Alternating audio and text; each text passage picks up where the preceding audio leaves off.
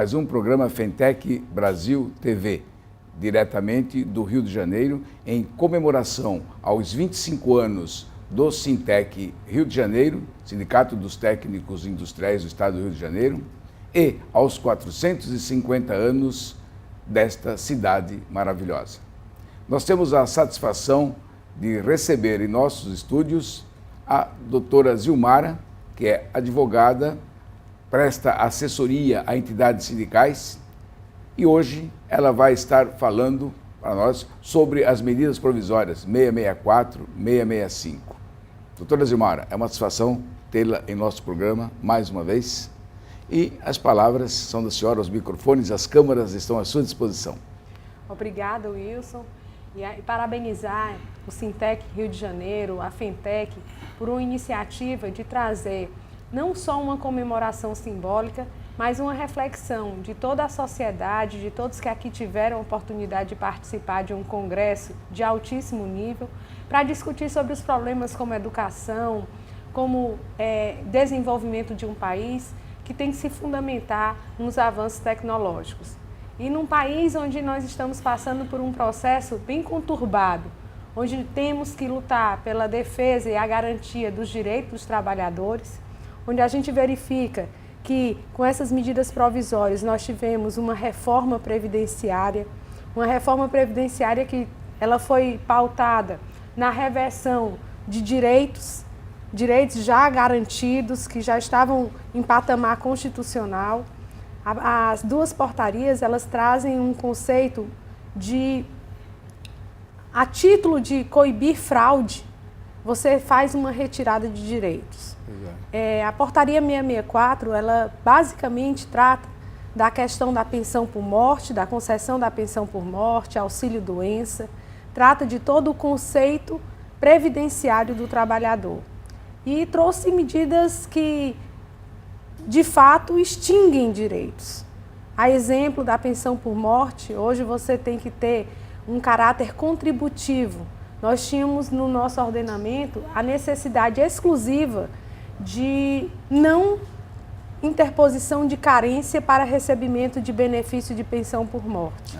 Hoje, com essa medida provisória, você tem que comprovar 24 anos de contribuição, 24 meses de contribuição para ter acesso a essa pensão por morte. Isso, se um cidadão falece e ele não demonstra 24 meses de contribuição anteriores à sua morte, todos os seus beneficiários, toda a sua família vai ficar desamparada.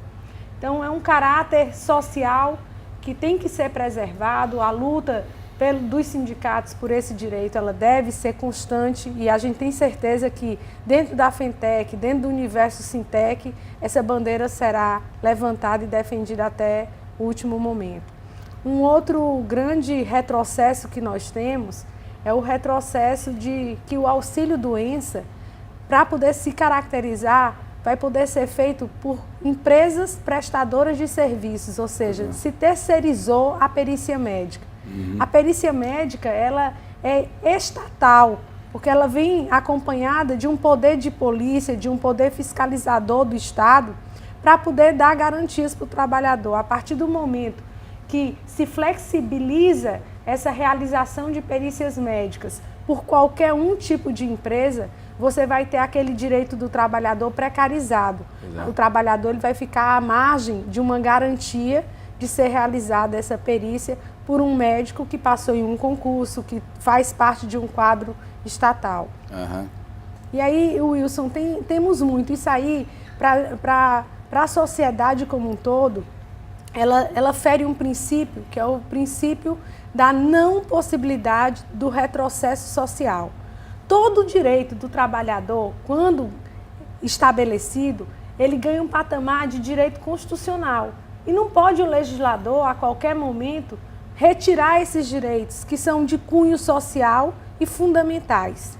Então, a sociedade ela precisa ser alertada dos prejuízos dessa medida provisória 664 por trazer para todo esse universo um prejuízo que vai repercutir na segurança, vai repercutir na economia, vai repercutir em uma série de outros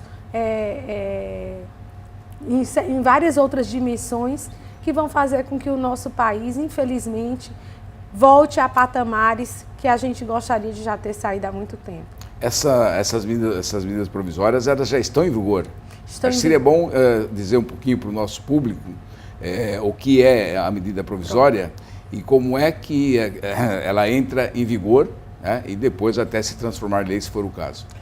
A medida provisória 664, 665, ela foi uma forma que o Poder Executivo trouxe para trazer essas mudanças. E ela é claramente inoportuna. A 664, ela trata especificamente dessa reforma previdenciária, alterando conceitos de pensão por morte, auxílio-doença, acessibilidade a esses benefícios. A medida provisória 665, ela tem por tratativa o seguro-desemprego, o abono salarial e o seguro-defesa. A 664 e a 665, elas foram publicadas no Diário Oficial da União no dia 30 de dezembro e estava prevista a entrada em vigor 60 dias após a sua edição. Então, elas já estão em vigor. Ontem, elas foram prorrogadas até junho, elas já estão com sua prorrogação assegurada. Então, são medidas que não atendem sequer ao aspecto formal. Estávamos aqui falando de aspectos meritórios, sociais, mas se a gente for analisar pela própria forma da escolha desse normativo, totalmente equivocado e inoportuno. Para uma medida provisória é necessário você cumprir 2 requisitos, a urgência e a relevância. A urgência, ela não se dava, uma vez que a própria fundamentação dessa medida provisória se deu com a necessidade de ajustes de contas públicas. Essas contas, elas são compostas, ela é formada, esse fundo que trata da questão previdenciária, ela é composta de várias contribuições vindas tanto do setor empresarial como do setor laboral. Então, o ajuste de conta pública ele tem que se dar de um formato diferente, que não recaia sobre esses tipos de direito. E na 664 existe um dispositivo constitucional, que é o artigo 246, que veda que matérias de natureza previdenciária sejam tratadas por medida provisória. Então, formalmente, ela não tem nem urgência, nem relevância, e além do que, contraria frontalmente o artigo 246 da Constituição Federal. A medida provisória 665, que trata do seguro-desemprego, ela foi editada sem qualquer parâmetro de pesquisa do impacto que geraria na população, ou se teve esse impacto, de fato, a intenção do governo era de acabar com o seguro-desemprego. Hoje, Wilson, ele estabelece um prazo mínimo de 18 meses para o primeiro recebimento do seguro-desemprego. Anteriormente, antes da medida provisória, nós tínhamos um período de 6 meses e agora passa a ser de 18 meses. Quando a gente vai analisar o nosso cenário atual, a nossa realidade do mercado, das relações de trabalho, 66% dos trabalhadores não chegam a completar um ano de trabalho. Então, se eles não chegam a completar um ano de trabalho, como eles terão acesso ao seguro-desemprego, que agora exige 18 meses? Então, a realidade é que houve praticamente a extinção do Instituto do Seguro-Desemprego, numa total forma de retirada de direitos daquilo que deveria vir para proteger o trabalhador, principalmente num mercado que nós estamos em plena recessão. Os índices de desemprego, como anunciado recentemente pelo Ministério do Trabalho, já são negativos. A rotatividade no país, que deveria ser combatida com a sobretaxa dessas empresas que demitem, não se preocupam em qualificar o trabalhador, ela não foi enfrentada. E dessa forma você termina verificando que se ataca muito mais os efeitos, ou seja, procura-se retirar o acesso do trabalhador para a retirada de um recurso público para lhe proteger, do que as causas. Quem é que faz com que aquele trabalhador requeira aquele benefício, que é o caso do seguro-desemprego. Muito bem. E agora, por exemplo, essa medida provisória, ela tem que se transformar em lei. Se for rejeitada pelo Congresso, existe essa possibilidade? Existe e temos que trabalhar para isso. As medidas provisórias hoje, elas se encontram numa comissão mista no Congresso Nacional, formada por deputados e senadores. Cabe a eles a análise da constitucionalidade das duas medidas. Como bem frisado anteriormente pelo Congresso e agora pelo Brizola Neto na participação, essas duas medidas, elas são claramente inconstitucionais. Há de se ter um trabalho político para que nesse trabalho político se demonstre a esses participantes dessa comissão da necessidade do imediato afastamento dessa medida provisória do nosso ordenamento jurídico. Então, na comissão mista, que faz parte do Congresso Nacional, deve ser já de pronto feito um relatório pedindo pelo arquivamento da medida provisória. Ao ser arquivado, ela já é retirada do ordenamento jurídico brasileiro. O Congresso é político. A pressão do governo para aprovar essa medida é grande. E como é que a senhora vê isso? Eu vejo que os trabalhadores e toda a sociedade têm que se unir e tem que fazer um trabalho na base desses políticos para demonstrar o prejuízo que eles estão causando para toda uma nação. E é difícil levar o conhecimento de toda a nação, né? A senhora vê que nas palestras, essas palestras que a senhora faz, muitos nem sabiam do que estava acontecendo. Mas a FENTEC está cumprindo um papel aqui com essa entrevista. Eu tenho certeza que todos aqueles trabalhadores que estão nos escutando vão sim enveredar por um caminho de luta na defesa desses direitos que estão sendo retirados. Vamos a um pequeno intervalo e voltamos a seguir entrevistando a doutora Zilmara Alencar.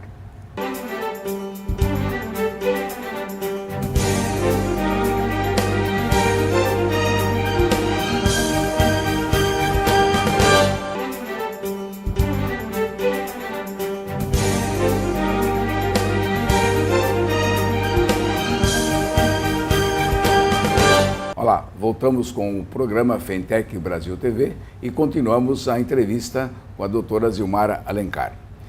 Doutora Zilmara, esse assunto que nós estamos tratando aqui é de grande importância para o conhecimento da sociedade e nós queríamos continuar falando das medidas provisórias e destacando aquilo que a senhora acha de importante para levar conhecimento dos técnicos e da sociedade.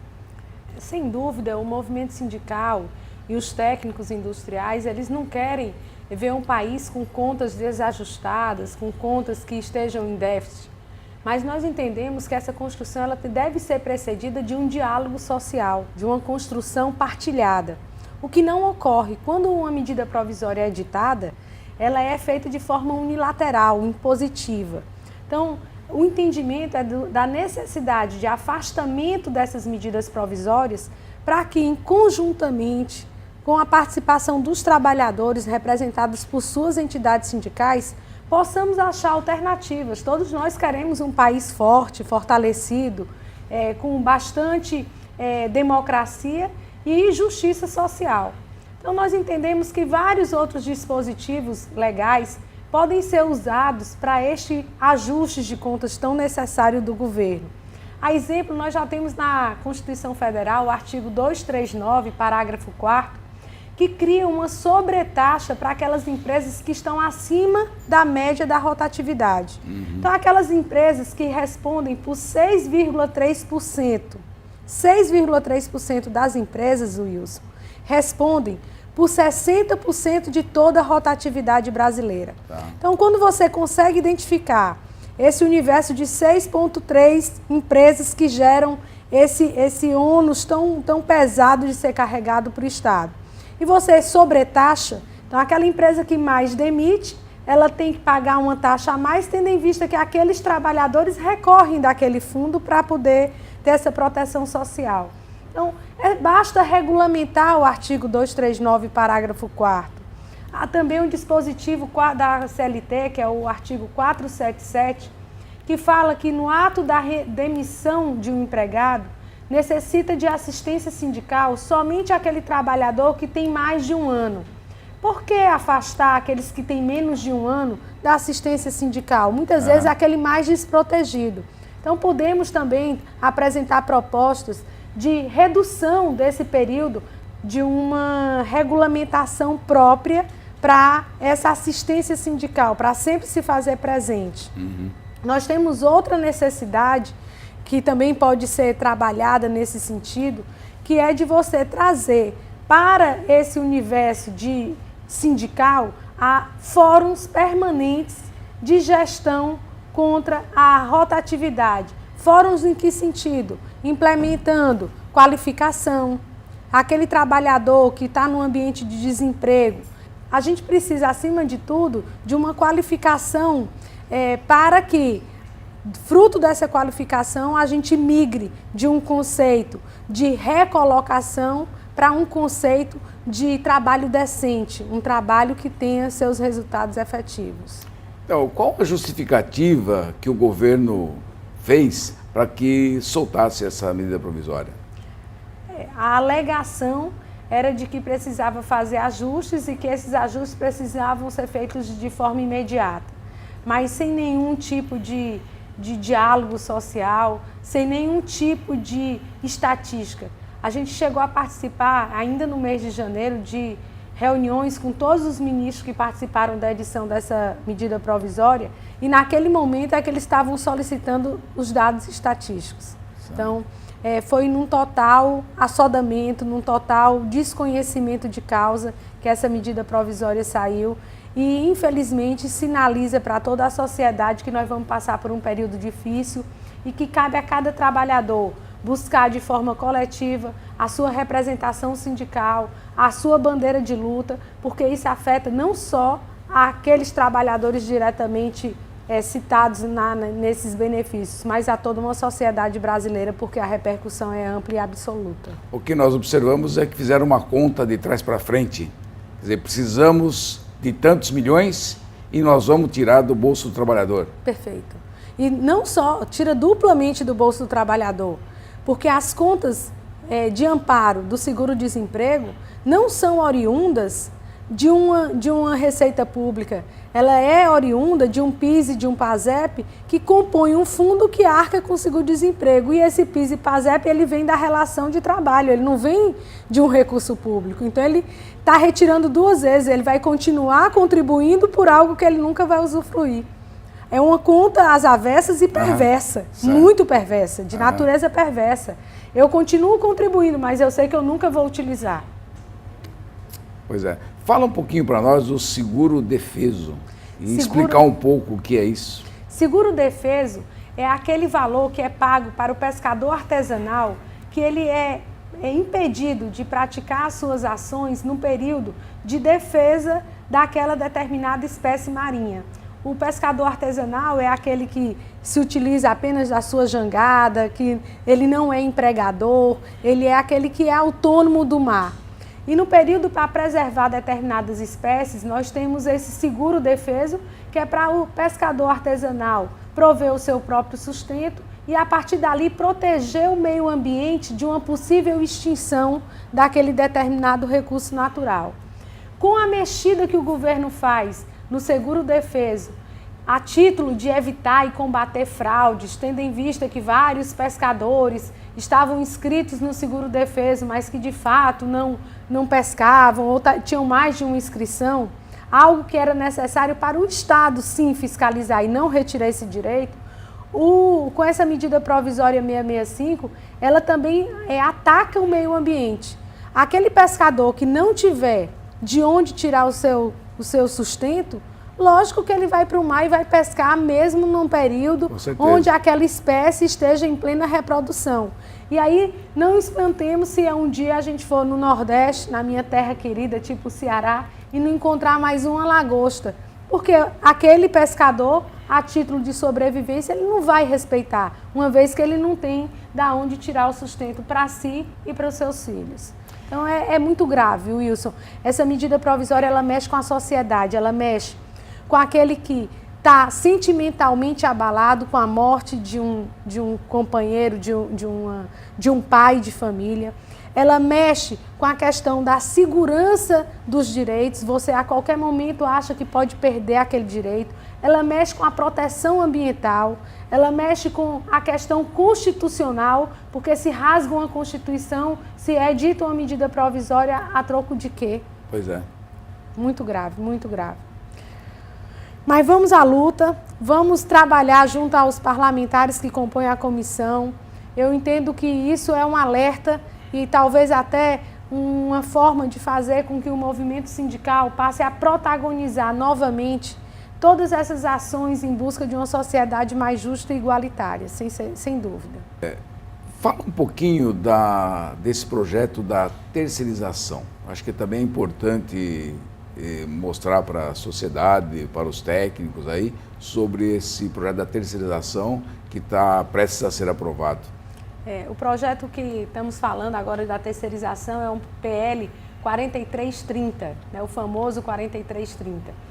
O que é a terceirização, Wilson? A terceirização é uma resposta dessa relação entre o capital e o trabalho e desse dinamismo da globalização. Então, a fim de reduzir custos, o empregador ele termina terceirizando serviços em busca de afastar direitos já garantidos para os trabalhadores.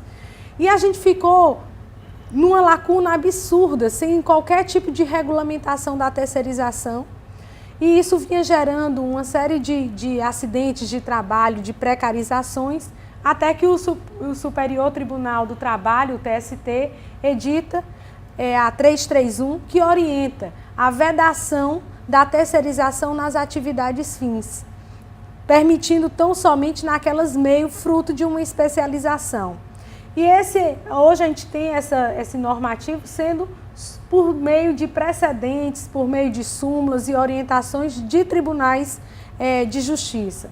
A partir daí, houve uma construção de um projeto de lei, que é o 4330, onde esse projeto de lei, ele afasta essa vedação de uma atividade fim ser terceirizada, o que vai causar um avanço das terceirizações em todos os ambientes de relação de trabalho, e todos nós estamos muito preocupados com essa forma como o 4330 está sendo posto em votação e está anunciado pelo presidente da Câmara dos Deputados a votação para o dia 7 de abril, já, onde ele não traz a segurança necessária para que essas relações de trabalho se deem de uma forma segura e sem precarizar para o trabalhador. O 4330, ele afasta o conceito de atividade meio e fim e trabalha apenas com o conceito de especialização.